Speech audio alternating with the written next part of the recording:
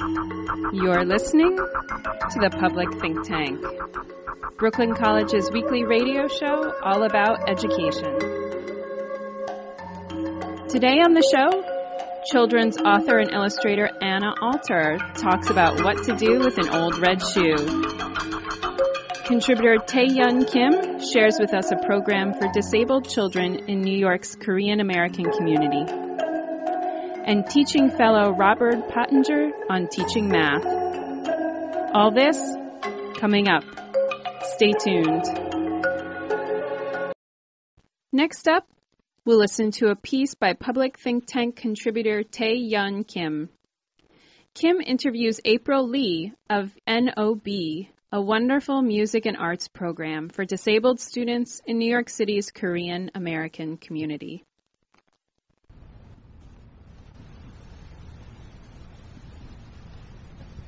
Hi, Ms. Lee. Thank you for joining us today to talk about some special program for disabled students.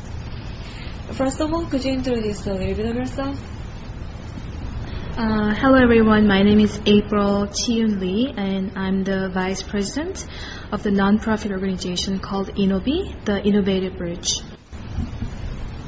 Could you explain briefly what kind of work EnoB is doing?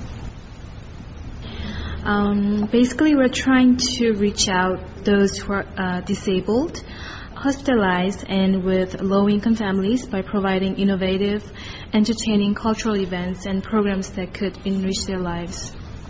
How did the program get started? EnoB was founded in 2006 by young professionals in the New York City area with the belief that our talents should be shared, especially with those who may not easily be able to access the cultural events that are available. The founders, including myself, are professionals of diverse backgrounds, including the arts, music, healthcare, nonprofit organizations, and other charitable institutions.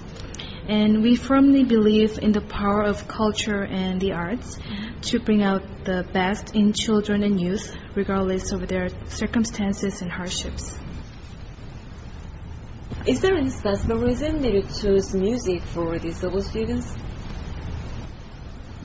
When we founded these organizations back in 2006, the founders all had a strong belief that music can change the world and provide comfort to children and youth who need it the most.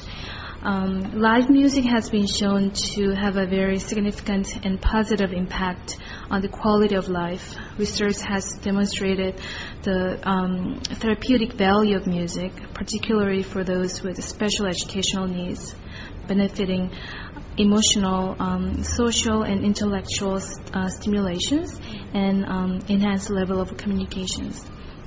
Given that about 15% of the U.S. population has some form of disabilities and over 90% of Korean American children with disabilities are mentally disabled, such as autism or Down syndrome. And these vulnerable groups are the ones that we would like to focus on.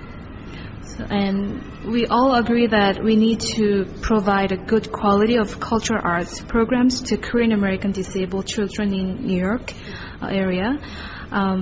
With the city's thriving culture and high concentration of arts institutions, we wish to extend these accessible opportunities to the Korean American children with disabilities and help foster incredible joy and benefits to those who need the most. Right. Most disabled students have some limitations on opportunities to music and arts like that. Then could you tell us a little bit about the concert? What do you think about features that make the program special or unique?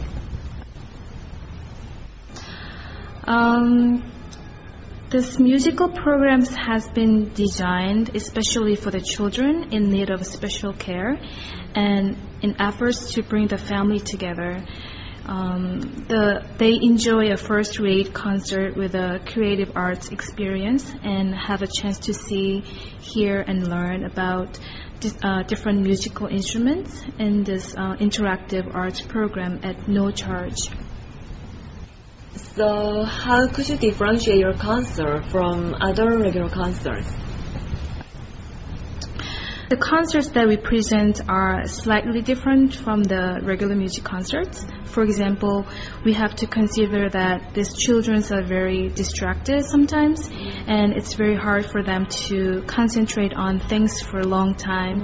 So we always make the arrangement for each song and try to include some sort of interactions as much as possible.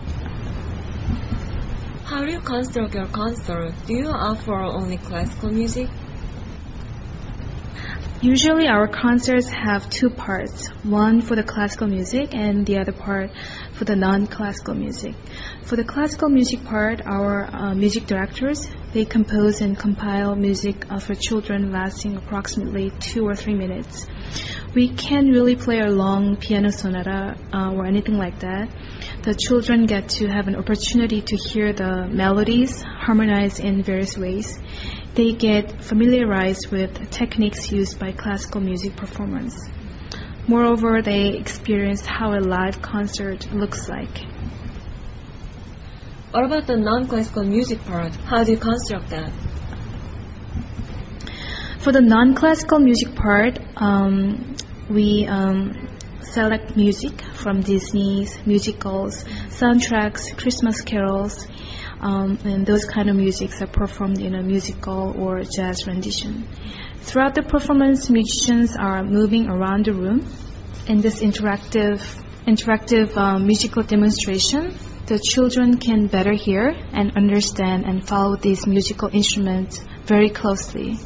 This interactive experience are very enjoyable for children. I've heard that you prepare the information list for these little students at a concert.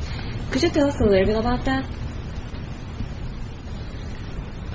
When we had our very first big concert in 2006, we also had an information booth outside the venue.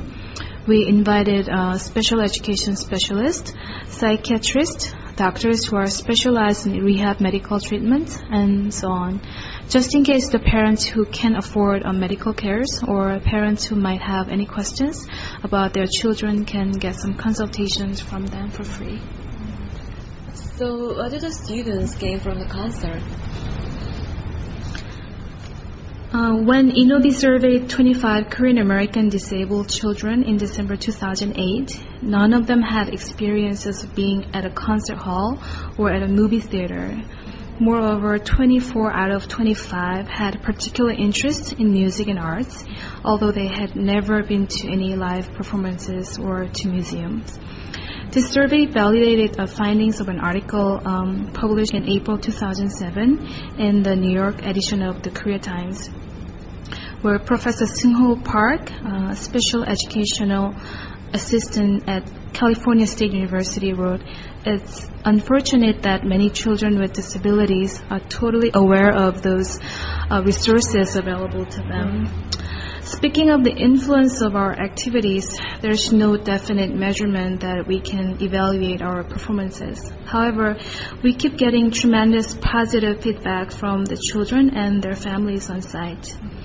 I remember one of those staffs with facility said a lot of the kids, they were exposed to disturbing music that may negatively affect their behavior, but he saw a glimpse of hope on the day of the concert. He believed classical music we presented them with could help them alleviate stress and channel their negative and destructive energy into positive results.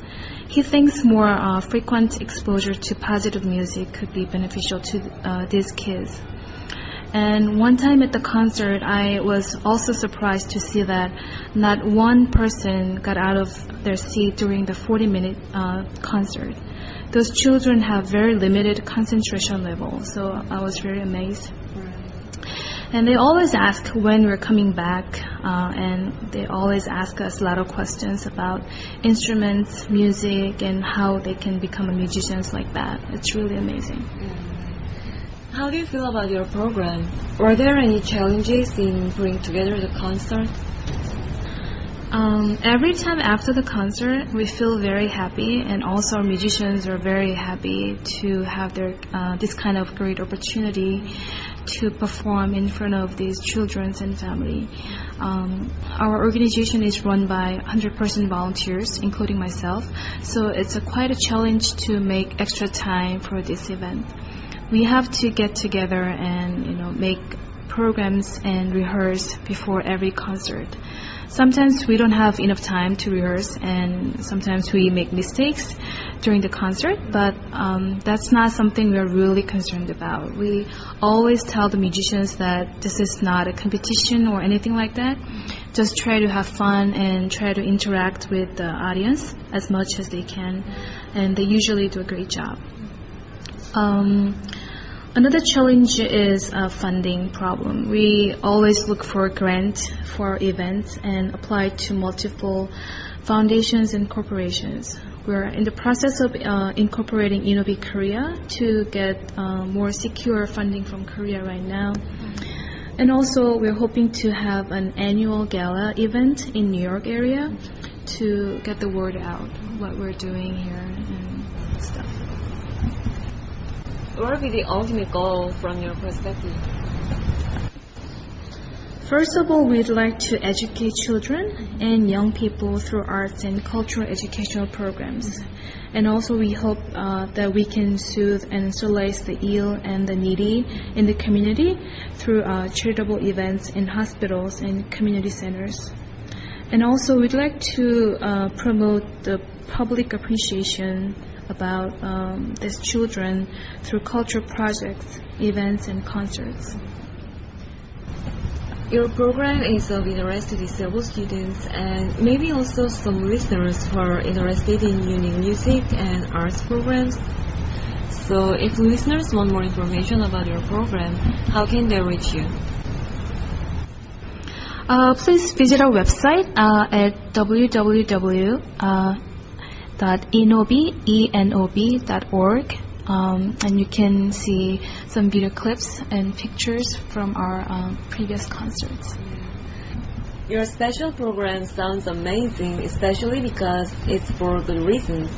Well, we're so happy to have you on the show today, and thank you so much for being with us. Thank you so much. This is Taeyeon Kim in Manhattan.